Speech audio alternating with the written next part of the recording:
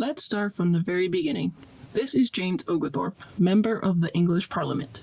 Oglethorpe and other English philanthropists secured a royal charter as the trustees of the colony of Georgia on June 9, 1732, with the motto, "Not for ourselves, but for others."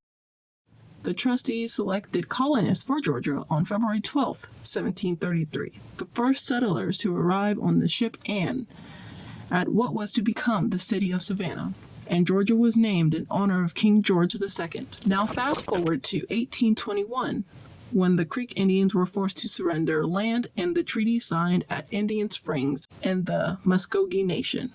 The land was named Monroe, after the 5th President of the United States, James Monroe, making this the 15th county to be established in the state of Georgia. So my name is Greg Tapley. I'm the County Commission Chairman here in Monroe County, Georgia. It's not a full-time job, it's a part-time job. My career has been insurance. I own an insurance agency in Macon. Then I also am part owners of an ambulance service here in Forsyth, Georgia, with the mayor of Forsyth, Mr. Eric Wilson. But in 2016, I was elected as County Commission Chairman and started in January of 2017. I started without having been a commissioner before that, and I'm elected county-wide as opposed to the other 4 commissioners who are elected in their districts. There are 4 districts in the county and then the chairman, and so there's 5 of us in total that vote on all kinds of things that pertain to the county. I see our job as being more of a policy-driven, policy creation, implementation, and then we find the people to come in and do the work that's necessary to get the goals of the county as we see them and as the constituents see them, underway and achieved. I'd rather answer that in the sense that I hope that it hasn't grown. And what I mean by that is we kid about Forsyth and Monroe County having a Mayberry feel. If you're familiar with the Andy Griffith show and the old Mayberry, town of Mayberry, small town, feel. A lot of folks that I represent, folks that I talk to day in and day out, that's what they like here. That's why a lot of folks move here, which ultimately is ironic because it kind of still changes that fabric. But it's still there. It's still small town. I mean, when I moved here, there was 26,000 people. Now there's about 29,000, and that's in over a 20-year period. So anyway, and so it hasn't grown, by leaps and bounds, but there's some.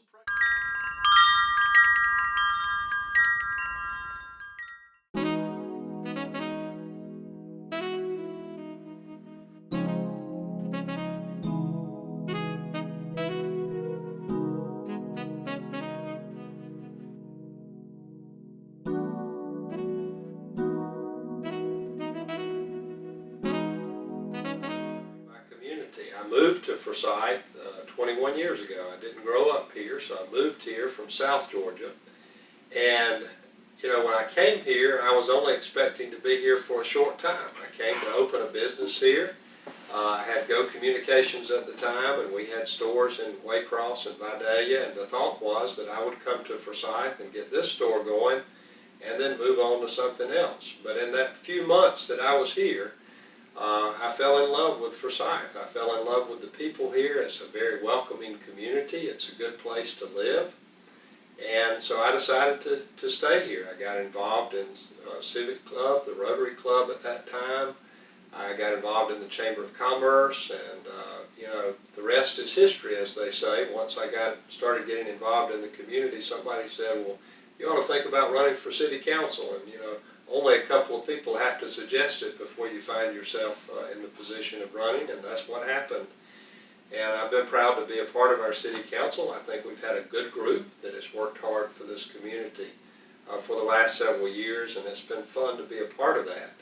Our community is 200 years old this year, so we were founded in 1823, the city was. The county was founded in 1821, so they've already marked their bicentennial, but the city, I have the distinction of being the mayor during the bicentennial year, and we're looking forward to celebrating the 200 years of history of the city of Forsyth. It's just an exciting time in Forsyth. I'm excited to be a part of it, and look forward to what the future holds as we move forward into the next 200 years.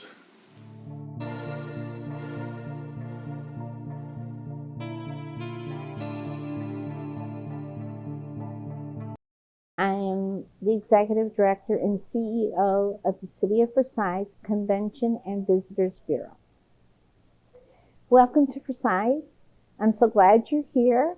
I'm glad to have the opportunity to share some things about our community. We are the heart of Monroe County. It's also the county seat, but we're also the largest population. There are about 4,500 people in the city, and we have a vibrant, thriving retail and restaurant community, our arts community, and we're very rich in history. Some of the most important landmarks that you see when you come into Forsyth probably is the county courthouse on the courthouse square. The courthouse was built in 1899, and it's kind of an eclectic Victorian, and I know that's one of the places you all will be visiting. Welcome to the Monroe County Historical Society. Do come in. The Historical Society has two depots. There's the Stone Depot, which is right down the way, and the Brick Depot.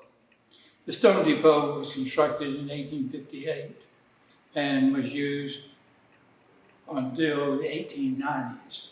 In the 1890s, the citizens of Forsyth thought they needed a new depot, so they sued the railroad through the Railroad Commission of the state, and eventually the court ordered the Central of Georgia to construct a new building. And as a result, this building was finished in 1899.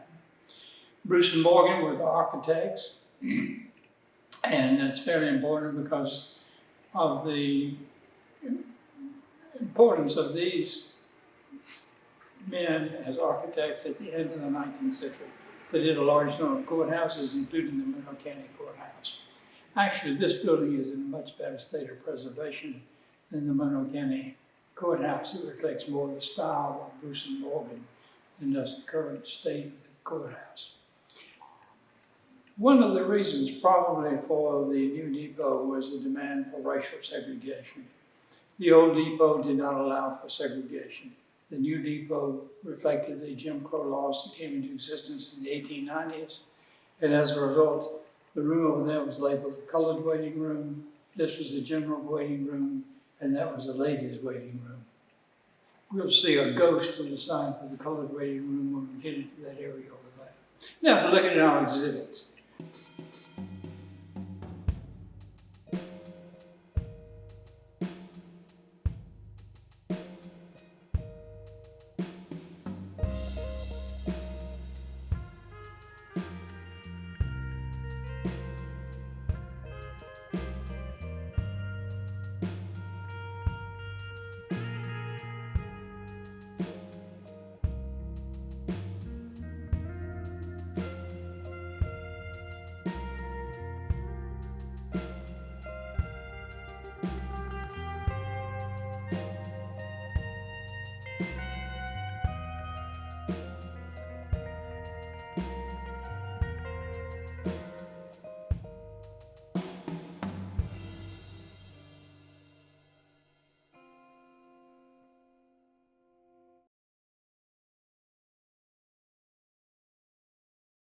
There are actually three towns, or four towns, depending upon how you count, by constitutes a town in Monroe County.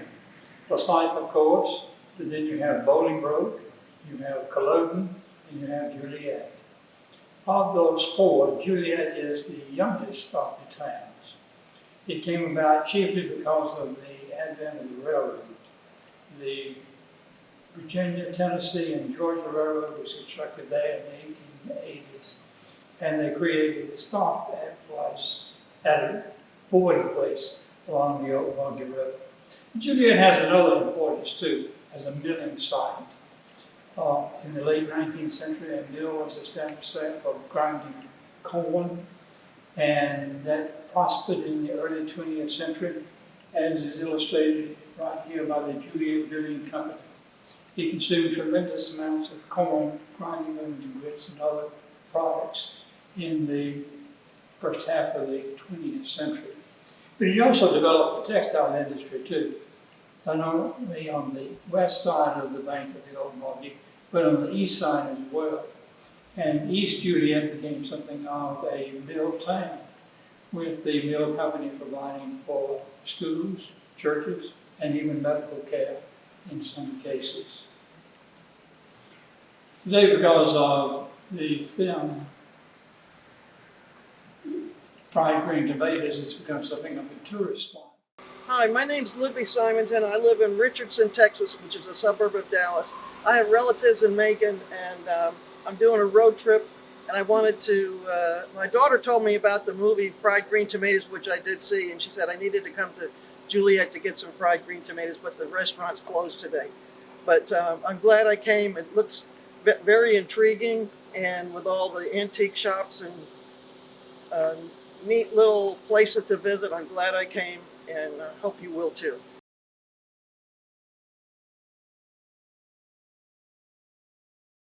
Hi, I'm Rosemary Alexander Walker.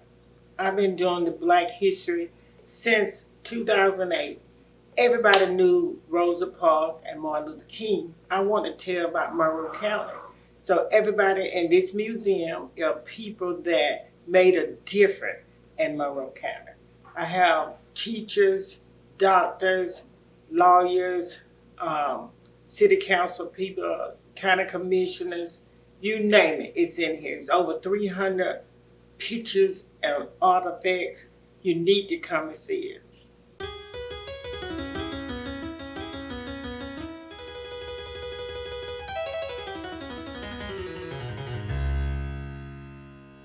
If you look around, there's plenty of artifacts, pictures. I have a midwife, her dad, when she delivered babies, black and white. She was born in 1888, and she passed away in 1974. I actually have her bag, and you know, they did birth certificate by a little book then, and I have some names in there that you can see the people. When they come in and view the museum, they see their name in there, they get excited. And then I got Maddie Batt. She had a store that everybody went to. And I have her book that from 1954, and the families come in and see their name in the book where they talk about bacon or cheese or something, and they get excited about that. People enjoyed going to High Falls for recreation to see the falls themselves. It also developed something of a important place as industry, using the water power generated by the Tulagi River. There were mills that were established in the area of High Falls. During the American Civil War, when the right wing of Sherman's troops moved through the section of Butts County and the very northern sections of Monroe County, there was a fear that these industrial points may come under the control of the Federal Army. And so Wheeler destroyed the industrial capabilities of High Falls at that particular time. Later on, Georgia Power came in and established a dam there to generate hydroelectrical power, which was particularly important for the development of industry in Griffin, Georgia. But today it's a state park, a wonderful area to go to boat, to fish, to swim, and it attracts a large number of visitors each year. I'm told it's the second most populous park in the state of Georgia. The first record that we know of that the theater was used for, this was actually a grocery store in 1904. So for 120 years, this building has been here, and it's been used for everything from a movie theater to a bowling alley. We know that in the 1940s that television had kind of replaced people going out to the movies, and the movie theater shut down for quite a while. In the 1990s, the roof fell in on the place, and Dr. and Mrs. Cummings, who owned the left bank, used the space for an amphitheater. So it was like entertainment under the stars. They donated the building to us, and we were able to renovate it and put a roof on it and move in 2004.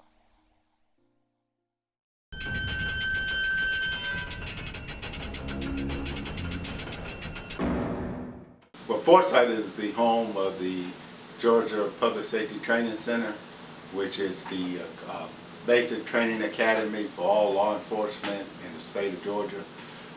They have classes in basic patrol for certifying officers.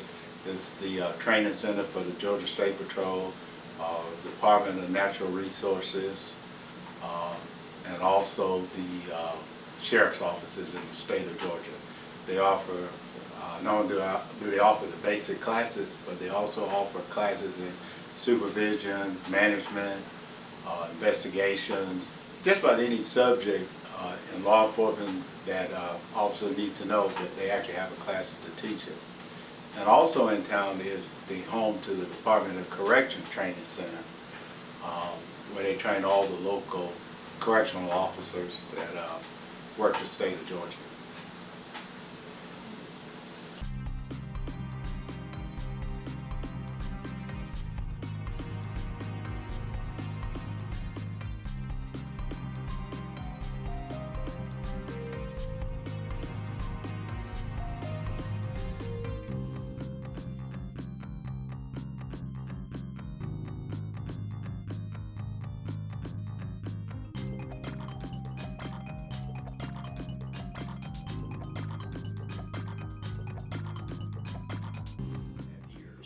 Monroe County's been a great place to work.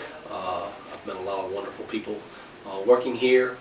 Like I say, this county has grown tremendously in the past 35 years. In that time, the state of Georgia opened the Georgia Public Safety Training Center, which is right here adjacent to the sheriff's office, where probably every law enforcement officer in the state of Georgia knows where Gypstick is, because most all of them will at one point in their career go to the Georgia Public Safety Training Center. Most will go there several times. Georgia Public Safety Training Center has been a great asset to the community, brings in a lot of business, and like I say, it kind of does put Forsyth on the map, so to speak.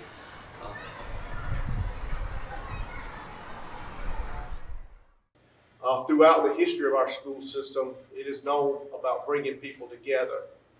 And when I became superintendent, the mayor of Forsyth, Eric Wilson, and one of the county commissioners at that time, Greg Tapley, contacted me about the possibility of bringing the Boys and Girls Club to the William Hubbard Complex, which is the facility we're in right now. And because of our community and the things that we've done to support our families, we felt that that might be a good idea to start something here on this campus that would help the families and kids in our community. So we worked together collaboratively, the school system, the city, the county, and the William Hubbard alumni, to bring the Boys and Girls Club here in the fall of 2017. And it's still running today. We serve probably close to 100 kids in the program throughout the year. And that's just one example of what this complex has given back. I'm one of the charter members of the Hubbard Alumni Association. In fact, I was the third president of the group and the first woman president of the Hubbard Alumni Association. During my tenure, we had Dr. MacArthur Stewart, who was the Dean of Ohio State, to be one of our speakers, and we also had Dr. Joseph Lowry to come and speak to our group. And that was so great. He was an outstanding speaker. And I can remember to this day, his topic was the 4 F's of relationships.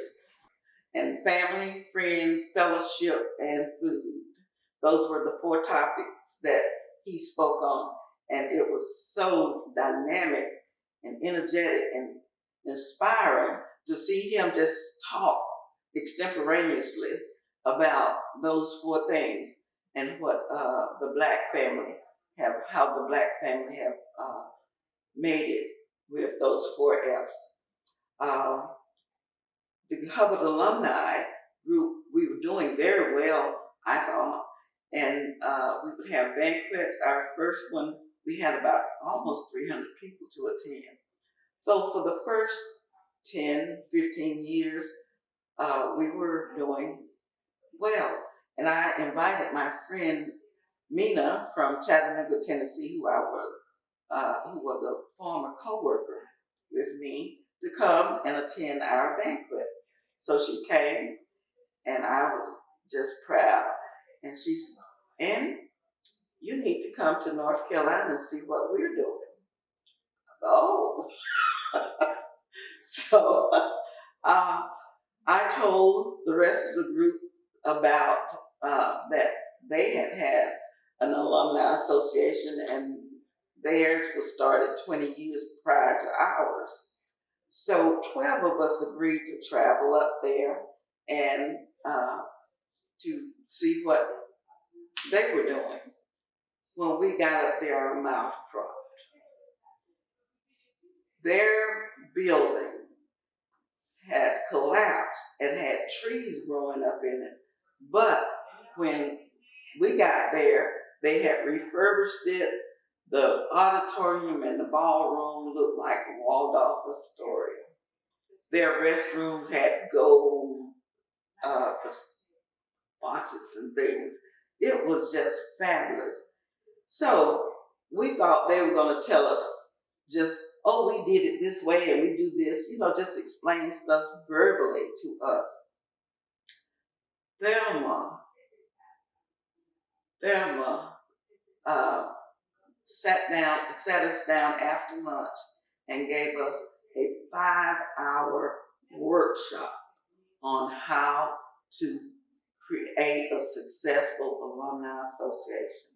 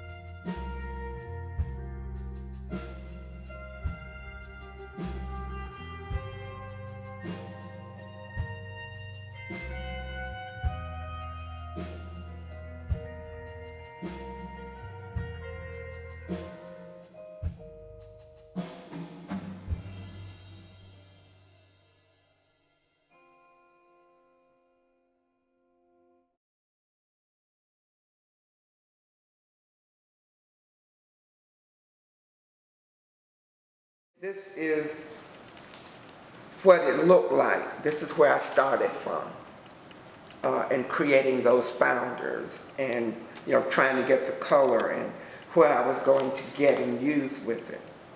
And this is how I designed the founders' history and came up with what I was going to put in each one of the sections, and then created this. So this is in the museum to cover all of the things that the sections, so that they can see those sections and know if they go to 5 of them and they have to come back, then they'll know, they can check them off, and they'll know, which is one of the things that I discovered that Notre Dame didn't have, and St. Stephen's in New York.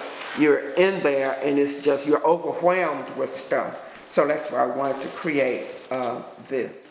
Well, this is the Hubbard Museum and Culture Center.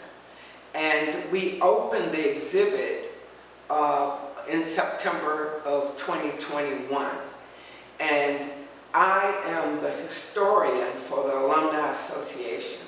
And I have been the historian for 34 of the 36 years that we've been in existence. And I've been working on articles and stories and pictures. And my mother bought me a Brownie camera when I was 11 years old. And I have been capturing pictures.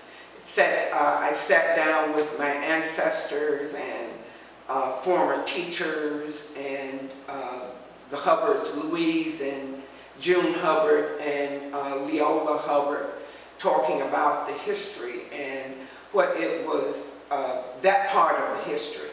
I started when the school was in 1955, when the schools were consolidated from, and at that time there were, in 1938, there were 38 Negro schools in Monroe County. And a part of those schools consolidated in 1955. So at that time I was in the 3rd grade. And so we went to the Hubbard, where it's now the Hubbard Complex, but I started there in the 3rd grade and graduated from there in 1966.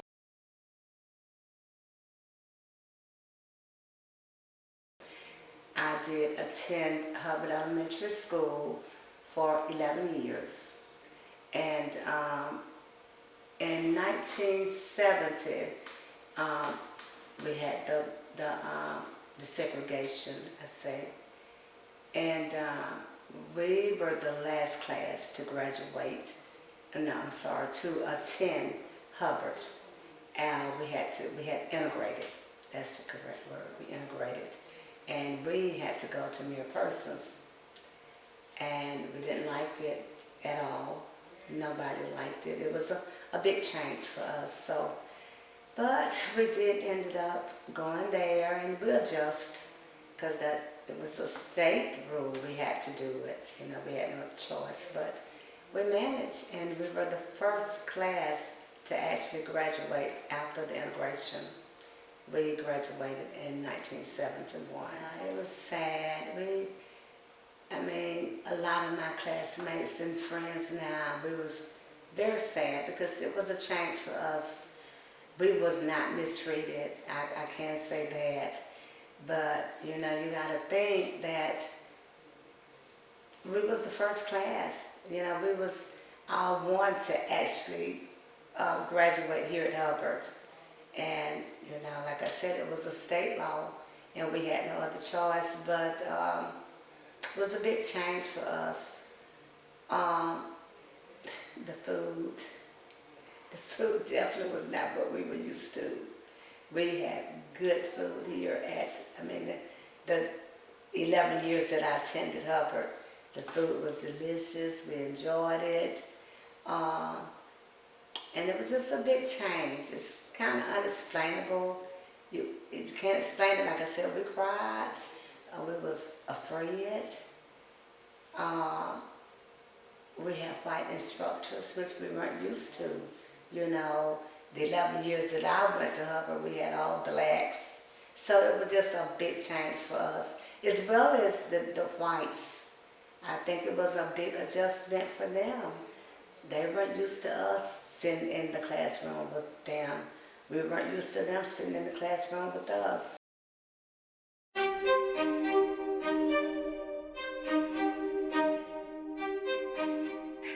College, as I indicated a few minutes ago, was founded in 1849 and continued as an institution chiefly for women until the 1980s. College merged with Mercer, and Mercer closed the college the next year. And then the property was vacant for a long period of time. There was an attempt to establish an international preparatory school here. It was idealistic, it did not work out. And eventually the county purchased the property and then sold it to the state. And the state then placed the headquarters for the Department of Corrections there. So they have maintained the campus. It looks perfectly beautiful in these days because of your taxpayers' money having to go for the maintenance of the campus. But the Department of Corrections uses it for an administrative and training center today. Started out, everybody at TIFF was very welcoming. We were all women on campus. There was a night school where men attended classes at night, but during the day we were all 100% women still. TIFF was a huge part of growing Monroe County. When we needed, as education majors, when we needed to work in a school to get credit towards a class. We worked in the schools here. At one time, all of the school teachers, elementary through high school, probably 60% of them were TIFT girls. Um, like I said, we found husbands and stayed, or we just found out that Monroe County was so welcoming and just really appreciated what we had to offer. TIFT provided a little bit of push for us to make sure that we went out and we were bold. In 1979, that was not so much a thing in women's lives in Georgia across the board. There were select members of society who felt confident in a woman's body, but not everybody. So coming to TIFT helped to boost us up. I went on to teach for 31 years. I stayed local since I met my husband, and we raised 2 children here. And the biggest deal with that, the reason that I asked him to come today, is because I credit TIFT with more than my college degree. It just, I'm going to cry, and I prefer not to. But I credit TIFT with my whole life.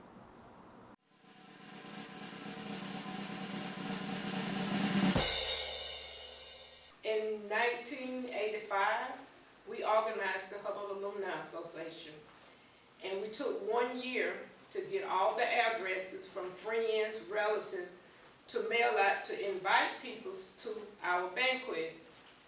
In 1986, in April, we had the first banquet, and I did an ad book. We did an ad book, and we raised $750.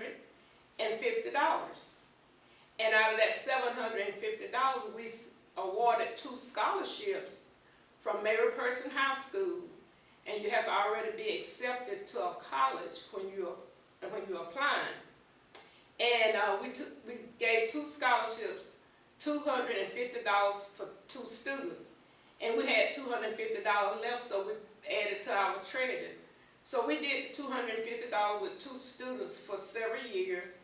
Then we went to $500 for several years as we built up the treasure. Then for years and years after that, we went to $1,000 with 3 scholarships. It has been some time that we gave away 4 scholarships and 6 scholarships, but basically we award 3 every year, $1,000 a piece, and they have to already be accepted to the school. And our treasurer, Mary Chambliss, she takes care of, get all the information from them, and we send the check directly to the school, to the university, or to the college, whichever one they are going. And if you apply online up on the hubbalumni.org scholarship, or you can go to your counselor at Mary Person High School and apply there. And Dr. Jackson will collect the applicants that applied for the scholarship, then they go from there. I am the chairperson for the scholarship fundraising and chairperson for the brick fundraising that we'll start doing. The bricks are $100, and anyone can buy a brick. We are trying to leave a legacy at the Hubbard School in order for have a lasting effect. The bricks will be laid in the circle around the parking lot where the flagpole is at, and we will start laying bricks December of 2023. This is an ongoing fundraiser. Anyone that had ever went to Hubbard School or didn't go to Hubbard School, you can buy a brick. The brick company is out of Florida, and they have been very appreciative of us contacting them to start this fundraiser. we will leave something for your children, your grandchildren, to say my mom or my dad or my sister went to that school. Anyone that have ever, any student that had ever went to Mary Person, they will know that this was Hubbard School. And we will always, always have Hubbard House, elementary and high school in our mind and in our family. Hey, my name is Brian Nelson. I'm the head football coach at Mary Persons High School. I've been the head coach, this will be my 12th season, and I've been here 17 seasons overall. And I feel real privileged to be tasked with the duty of running this football program. It is a program that is rich in history and tradition, and it is not something that is taken lightly, and it is something that is ingrained in kids from a young age in this community. A lot of their fathers and grandfathers and uncles played on the same field right out here as they do. And that is one of the things that makes it kind of unique and different than most places. And I think there's a sense of pride within our community for our football program. And not just our football program, but our athletic programs, all of them. And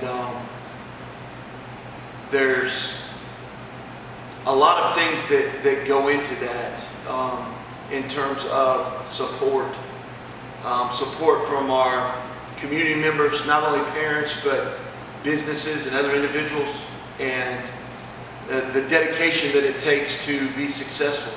And I think that's another thing that Monroe County and Mary Persons High School prides itself on, is hard work and the ability to show up and do a job. And that is the thing that's made it great over years and years. This is a place that there are a lot of people that live here that graduated from Mary Persons High School. And it's not necessarily a place that people grow up and move away from. They grow up and they root themselves here, and this is what they are and they become. So there's generations upon generations of people in here, and that creates a level of pride. You know, there's somebody's grandma cheered on this same field that their great-granddaughter's cheering on now, and they come on Friday night to watch her do that. Or the band, or the football team, or this could even extend to basketball and all our other sports. Baseball, softball, all that. It's one of those things. And there's kids we got on our team now that their brother played here, their dad played here, their uncle played here, their granddad played here. So on Friday night, when they all come to watch him play, and they've got an extra sense of pride because they did the same thing he's doing now. 10 years ago, 15 years ago, 20, 30 years ago. And that's kind of special. You don't see that every day.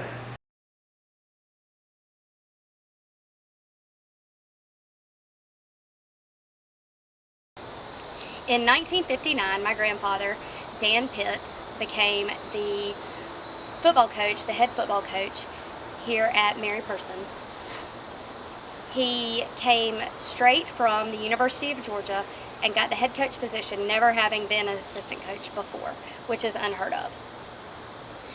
In 1980, he won his first state championship. And then in 1994, here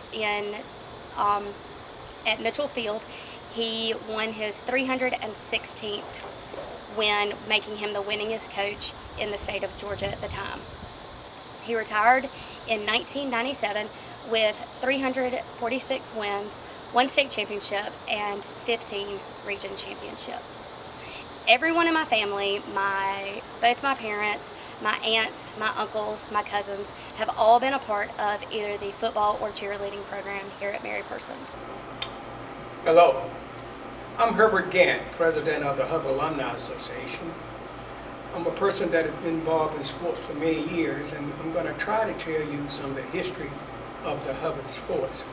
I have with me today Henry Mays, and we all call him Coach Pop. He's been in this area for a long time, and he was one of the first trainers of the Hubbard School. Now, the Georgia Intercollegiate Association is the schools that were black schools from 1939 until 1970. Hubbard participated in most of those years. Mr. Mays, you recently was inducted into the Monroe County Sports Hall of Fame. And tell us exactly how you feel about being inducted into the Hall of Fame. When I was in 5th grade, I told my 5th grade teacher I want to be a coach. At that time, I don't know what kind of coach, but I wanted to be a coach. All right. And that's when I started. I had a community team in baseball. In football, I coached in the Monroe Rec Department 30 years. At the present time, I had 4 guys go to the NFL from seeing them when they were 9 and 10. Yes. We had one play in the Super Bowl, but he was injured. But it's just a blessing to see someone you touched when they were 9 and 10 and go on and make it, doing the right thing in life. And Ms. Gary, it was a privilege to be honored to go in the Monroe County Hall of Fame. Most time, I'm gonna say this, most time when you think about, most time you don't know about it, you're gonna pass on. But when you can see it in life, to have a football field named after you, go in the Hall of Fame, it's a privilege. Now, the banner that you see here today that we have are the teams of 54 and 55, and then the Mary Persons track team that was selected in the Hall of Fame in 2021. Some of the members of that track team are the grandchildren of the team of 54 and 55 that were winners. Among them would be Alvin Toes and the Scandrets. Johnny Scandrett boys was that team in 1980. This was the only football championship that Mary Person has won, even though they've been to the finals several times. So this county has rich history in sports.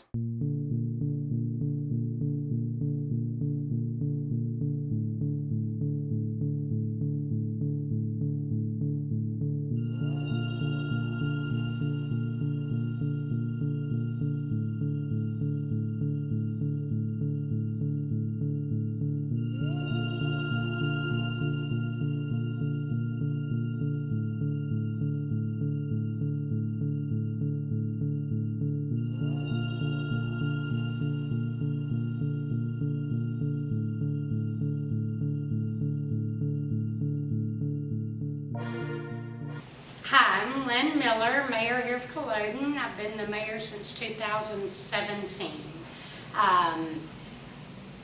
My community is very important to me. We are rich in history,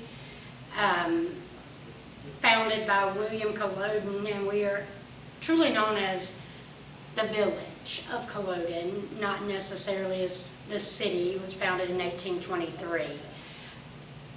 Lots of history here, the public well, Dr. Blaylock, historical marker, please see the opportunities of that. He is known for the blue baby syndrome, finding the relief for that. As much as our history is preserved here, our momentum to meet the needs of our community and its aging needs, no matter where we are, from our youth to our seniors, We have begun facelifting, providing services such as the pickleball courts, giving a facelift at Ellis Field with the pavilion. So be sure to follow us with upcoming attractions, roads we're repairing, the old cemeteries. Lots to see here.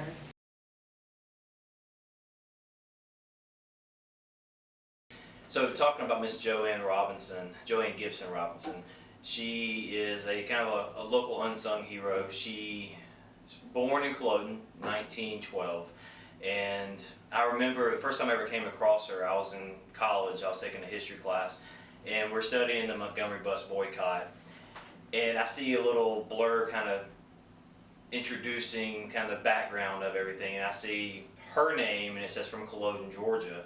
And I said, well, hold on, it's got to be another Culloden, Georgia, because I would have heard of her living here my whole life. And nope, there's only one Culloden, and that's where she's from. And what she did that was so profound is she was a professor of English at Alabama State College, now Alabama State University. And when she got there in 1949, that Christmas she was going to Ohio. And she was on the bus and she's just exhausted. She sat down, and almost an empty bus. And she realized the bus isn't moving and the bus driver's yelling, and he's yelling at her. And he thinks the bus driver's going to hit her. She runs off the bus. And from that point on, she really made the integration of the city buses like a priority for her. Later on, she became a member and the president of the Women's Political Council, a local political and social group in Montgomery. And once she became the president, she prioritized the segregation, wrote letters to the mayor, did everything else. And then kind of moving along, 1955, you have Claudette Colvin gets arrested, and she's ready to do something, but not yet. People kind of say, hold on to it. And then when Rosa Parks gets arrested, she says, I'm not holding on anymore, I'm jumping into it. She and two of her students go on campus that night and run off what we call them now copies, but mimeographs of 52,000 leaflets, little flyers, calling for a one-day bus boycott. And that's not the end of her role. She was editor of the monthly newsletter about the boycott. She served on the advisory committee. She met with Dr. King and others, the mayor, the governor, and negotiated all along this. And so everybody from the movement remembers Rosa Parks. They remember Dr. King, as well as they should. But the lady who initiated the whole thing, who got the whole thing going, organized, people have a lot of times forgotten her. I am so glad to be home again. The town has changed quite a bit since I have been gone, in a sense, 50 years ago. But I've come back in those 50 years. I'm looking around the town, and to my right is where I grew up. Beyond some trees here is my home, my parents' home. And to my left is my grandmother's home. So it's memory lane for me. I know that the town is not as bustling as it used to be. A lot of places have closed, but the spirit of these people is still here. And the fact that there's a government still running the town, keeping it going, keeping it vital. And I'm so glad to be here today. I can remember when every building in this area here was occupied, either with stores or convenience stores, and that has changed. So even though it's sad, I find myself glad that we can still come here and it still exists. So many places have been grown over and gone, but Culloden is still here with a viable government, with people who still care, the ones that are left, and I'm just so grateful for that. Hello, my name is Iris Rutherford. I'm a resident here of Monroe County, born and raised, and I'm privileged to come here today to tell you a little bit about the Davis Rutherford House here in Culloden. It is one of the oldest brick houses here in Monroe County, and the bricks were actually formed, dried, and laid right here in Monroe County. The Rutherford name, of course, I'm a Rutherford. Through research and everything, I found out that this may be some of my ancestors or my namesakers, and pretty cool to be a part of Cologne, Georgia today. My name is Margie Bryant. We're here today in front of Star Public School. It was formed back in the 1900s, and the Monroe County Board of Education owned the building for 50 years. And we have started a preservation. We want to preserve the building and to possibly turn it into a museum for the city of Cologne. So if you happen to see a GoFunds account, make sure that you support us. And come out to see it. Just come straight to Cologne, Old Schoolhouse Road, and you can come and view the former Star Public School.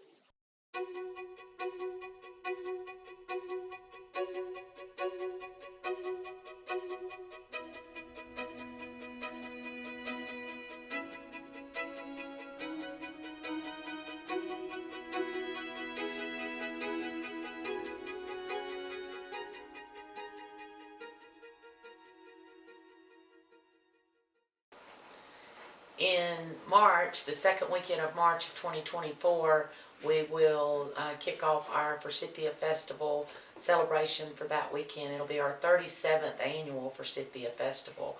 So a lot of planning and a lot of fun go into that Forsythia Festival. It's a great time for all of our community and surrounding communities to come and enjoy things such as the great food that we'll have here, activities for our children, activities for the parents, activities for everyone, and of course our traditional arts and crafts, handmade booths that we have throughout our footprint of our festival. Forsythia Festival started, like I said, 37 years ago by a small group that was interested in doing something for the community that they could focus on here locally. And you know, it turned into, well, after year 2 it got a little bigger, and after year 3, and here we are 37 years later, and Forsythia is known pretty much all over the state. We're proud to say that we have the celebratory kickoff festival of the year. We are normally the first festival to happen in the state in March, and it's always a great time.